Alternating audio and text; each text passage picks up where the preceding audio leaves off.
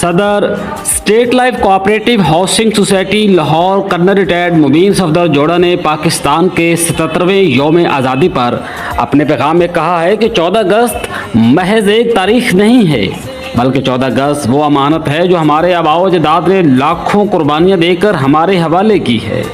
14 अगस्त वो तशख़्ख़ुस है जो हमें सारी दुनिया से अलग मुकाम देता है। 14 अगस्त वो शहर है जिसकी तलाश में कई सितारे डूब गए। 14 अगस्त महज एक तारीख नहीं है, मिला नहीं वतन पाक हमको तोहफे में, मिला नहीं वतन पाक हमको तोहफे में, जो लाखों दीप बुझे हैं तो ये चिराग जला। उन्होंने कहा कि आज हम अपने मौसनों को खराज तहसीन पेश करते हैं।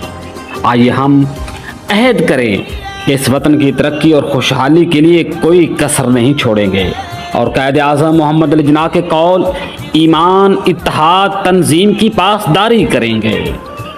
मट्टी की मोहब्बत में हम आशिफ्ता सरों ने वो कर्ज भी उतारे हैं कि वाजिब भी नहीं थे।